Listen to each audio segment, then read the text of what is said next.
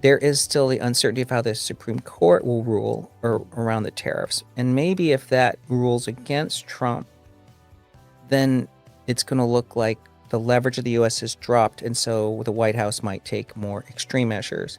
That could cause greater uncertainty. But inflation uh, has been the market's fixation since 2022. Part of it, of course, is because the Fed has been fighting an inflation war, and the Fed wants to maintain credibility by being tight.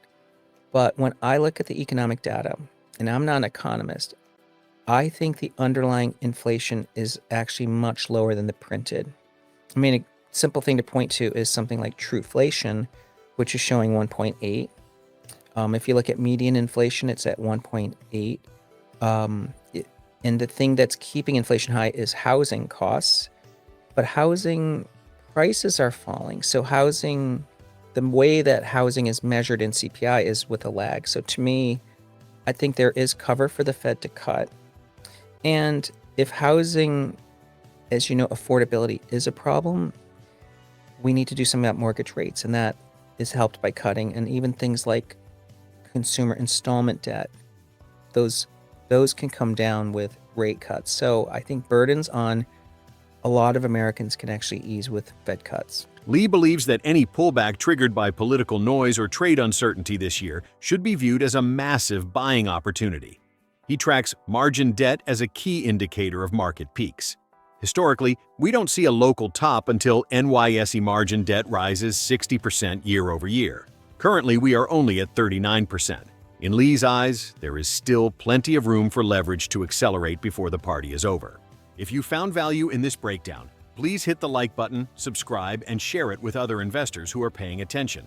We're here to keep bringing you sharp analysis and voices that understand what's unfolding. Thanks for watching. Every pullback has been a great opportunity. Last year, the tariff-related drawdown was on April 7th, turned out to be one of the best entry points in the last 5 years for anyone buying stocks. There were so many stocks that made new all-time highs, but really explosive rallies. So I think this year, if what we think happens, it's going to be a great buying opportunity. 404 still look quite visible. You know, the U.S. does have a favorable demographic tailwind that is in contrast to other countries where the prime age workforce has gone into deficit. In terms of inherited wealth, I think there's a lot more conversations about it, that Gen Z and Millennials and Gen Alpha, they are set to all inherit substantial sums of money over their lifetime. And it's strange because it does create disparity in wealth. There are going to be some very wealthy Gen Z, Gen Alpha, and Millennials, while others are going to be, of course, living their life and accumulating their own personal wealth. And then with regard to AI, I would say that, you know, evidence that we could be moving towards super intelligence is accelerating. And I think there's a lot more progress being made on robots and integration with robots. So those are all things that are going to favor the US. And then on blockchain, you know, it's not just BlackRock and Robinhood anymore. You know, Jamie Dimon has publicly stated that he thinks blockchain does fix a lot of problems for financial services. So I think the banking industry is starting to embrace the efficiency of blockchain. It's hard to say, and this is somewhat anecdotal, but our institutional clients aren't that bullishly positioned at the moment. And until we get to the point where both the public and institutions have positioned in a way that good news doesn't make the market go up, I think stocks still have upside. That's why the fact that stocks were good in the first week of January is a good omen, and it looks like we're going to finish the month positive. That suggests strength in the early part of the year. Margin debt is something we can watch, and we've been tracking it. NYSE margin debt is at an all-time high, but it's only risen 39% year over year. Usually for a local top for markets, you want to see that rise 60% year over year. So there's a chance for essentially leverage to accelerate, and then that marks a local top. Investors did a fire-ready aim. Whenever they saw the tariff conversations escalate and become uncertain, the market really reacted poorly and fell sharply. I think that this year markets are going to be a little more measured. So let's say it's half the amplitude of reaction. But then there is still the uncertainty of how the Supreme Court will rule around the tariffs. And maybe if that rules against Trump, then it's going to look like the leverage of the U.S. has dropped, and so the White House might take more extreme measures. That could cause greater uncertainty. But over the weekend, I've been reading the news. I mean, there's some folks suggesting the Supreme Court might actually rule in Trump's favor. So I really don't know. I think it's still the same situation in the sense that there are implicit threats being made against the Fed, including this DOJ inquiry. But I think there are still voices in the White House that are kind of saying, let's not undermine the Fed completely, because markets know, and market history knows, that the Fed is still the most important entity in the world. And to undermine the credibility and the independence would unleash a lot of uncertainty. We also know Fed Chair Powell's term is up this year. So there's a bit of like let the clock run, because we know that there'll be a new Fed chair. And I think once we have that in place, I think the White House can be satisfied. And as you know, who the next Fed chair can be, I mean, the odds keep shifting. Now it looks like Hassett has dropped as the probable, and Warsh and even Rick Reeder are ascending. So I think it is good for equities in the sense that inflation has been the market's fixation since 2022. Part of it, of course, is because the Fed has been fighting an inflation war, and the Fed wants to maintain credibility by being tight. But when I look at the economic data, and I'm not an economist, I think the underlying inflation is actually much lower than the printed. I mean, a simple thing to point to is something like Trueflation, which is showing 1.8. If you look at median inflation, it's at 1.8.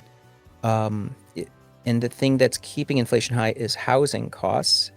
But housing prices are falling. So the way that housing is measured in CPI is with a lag. So to me, I think there is cover for the Fed to cut.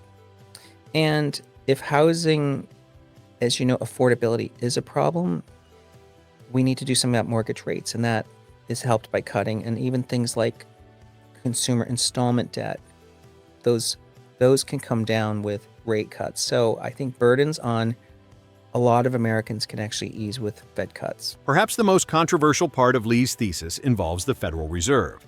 With Chair Jerome Powell's term nearing its end, Lee suggests the noise coming from the White House regarding Fed independence is mostly political theater. He believes the markets are already looking past the current leadership to a new Fed chair, possibly names like Kevin Warsh or Rick Reeder. They're not cheap, but they're, I think, in the midst of being reviewed in terms of the durability of their business models in a favorable way. I think the banks have invested so much in tech and into AI that they are really big beneficiaries of that super intelligence coming. And the bank's biggest expense is compensation. So I think banks can reduce their reliance on employees in the future, which means their margins go up, and then the variability of their earnings drops. I think they're going to get re-rated more like technology stocks. And when I started in research in the 90s, banks used to always just be 1 times price to book or 10 times earnings. And I think that they should get a market premium multiple. In January of last year, Mark Newton kind of warned that there could be a drawdown. It turned out to 20 was way bigger than we expected. But we still wanted people to stay fully invested. And people made their money back by July. I think that like small mid caps have underperformed for so long that even if there is a drawdown, it's not going to interrupt the fact that there could be a 5 or 6 year cycle of small cap outperformance. So I'd still want to own that. Granny isn't going to go up if the market goes down. So I think anyone buying these ETFs should be aware of that, but they are buying the strongest companies linked to the most important themes. So to me, they should hold up better on a drawdown and, of course, be stronger on a recovery. Let's touch on gold and then crypto. Why did gold perform so well last year, do you think? I think there's some very visible reasons and some invisible reasons. To me, I think the visible reasons for gold doing well is one, I think that there's a lot more political and geopolitical uncertainty in the investment environment because we have wars taking place. And of course, we have a president in the US that I think has actually done a good job on the economy, but has raised divisiveness and uncertainty about trade globally. The second is that global central banks are generally easing. And in the US, we're finally getting an easing cycle, including QT ending. That should support gold. The invisible reasons are, number one, I believe Tether, which is the largest stablecoin provider in the US, has become the largest private buyer of gold. Because Tether is already sufficiently collateralized with Treasury backing every stablecoin unit, but they generate income, and with that excess return, they're buying gold. So I believe that they've been the largest net buyer since July. Any exponential growth sector. For instance, when we look back at internet, if you looked at a basket of stocks, let's say in 2000, so 25 years ago, I think only 2% of all the universe's stocks actually survived. But the return generated by that 2%, and then let's say you lost money, the other 98%, you still outperformed meaningfully the S&P 500. So I think in the AI sector, a basket of the entire universe of stocks, it may be more than 90% turn out to be poor investments, but the winning investments more than make up for it. Because today, companies IPOing are more mature in their later stage. But it does seem like that's changing. I think for the first time, we're seeing companies now more interested in going public, not all through IPOs, some through SPACs. I think that's coupled with the fact that the alternative world, which is venture, private equity, private credit, the investors in those, LPs, limited partners, they haven't really received distribution. So I think that there is an allocation away from alternatives into public markets, and that it's kind of now pushing more things to go into public markets.